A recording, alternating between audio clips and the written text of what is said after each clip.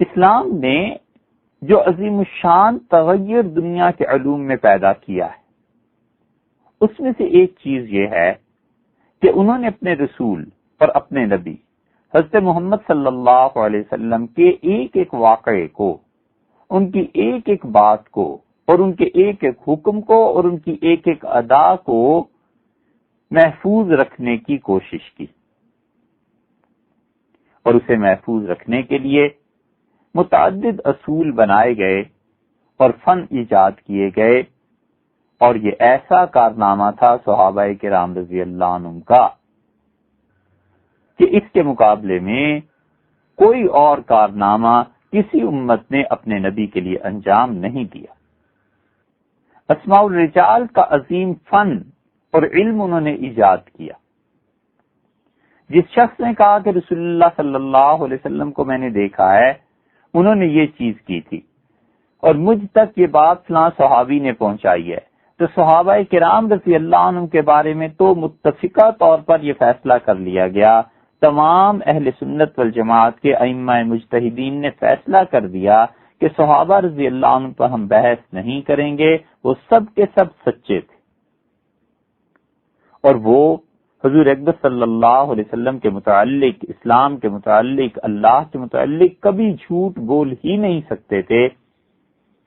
ان کے سب کے سچا ہونے کے بعد آگے ان کے شاگرد آ گئے تابعین، اور تابعین میں سعید ابن مسیب بھی تھے، اور تابعین میں امام ابو حنیفہ بھی تھے، اور تابعین میں شہاب زہری بھی تھے، اور شعبی بھی تھے، حسن بصری بھی تھے رحمہم اللہ۔ یہ سب کے سب اچھے لوگ تھے، اور اگر صرف تابعی کے طور پر ہی دیکھا جائے تو جس نے صحابہ رضی اللہ عنہ کی زیارت کی تھی ان میں یزید بھی تھا، اور حجاج ابن یوسف جیسے ظالم اور امت کے چہرے پر داغ یہ بھی تھے۔ تو اب بحث شروع ہوئی کہ آخر کس انسان کے متعلق کیا جذبات، کیا خیالات، کیا فتویٰ ہونا چاہیے۔ تو اس علم کو جب مسلمانوں نے پکڑا اور عروج دیا تو انہوں نے پورا اسماء الرجال کا ایک علم مرتب کر دیا۔ اس اسماء الرجال کے علم کا اثر جا کر پڑا حدیث پہ کہ کس آدمی کی روایت قابل عمل ہے، کس آدمی کی سننی ہے، کون سا آدمی ان میں جھوٹا ہے، کون سا آدمی ان میں ظالم ہے، کون سا فاسق ہے، کون سا اللہ کا اچھا بندہ ہے، اور اس کا اثر جا کر پڑا پھر تفسیر پر بھی کہ کس کی تفسیر معتبر ہے، کس کی تفسیر ماننی ہے اور کس کی نہیں ماننی۔ اس کا اثر تاریخ پر بھی جا کر پڑا کہ ایک آدمی جھوٹا ہے، وہ یہ کہتا ہے مثلا معاذ اللہ کہ حضرت انس رضی اللہ عنہ نے حضور اکبر صلی اللہ علیہ وسلم کی خدمت نہیں کی، تو اس آدمی کو جھوٹ بولنے کی وجہ سے جھوٹا لکھا جائے گا۔ اور ایک آدمی ایسا ہے جو ہر طرح سے سچائی کے معیار پر پورا اترتا ہے، تو ہم اس انسان کو سچوں کی فہرست میں لکھیں گے۔ حضور اکبر صلی اللہ علیہ وسلم کے بعد سے لے کر جتنے خلفائے راشدین تھے، تابعین تھے، ائمہ تھے، ان سب نے اصل میں استنباط اور اجتہاد جو کیا ہے وہ قرآن کریم سے اور رسول اللہ صلی اللہ علیہ وسلم کی سنن سے، احادیث سے اور ان کے اقوال سے کرتے رہے۔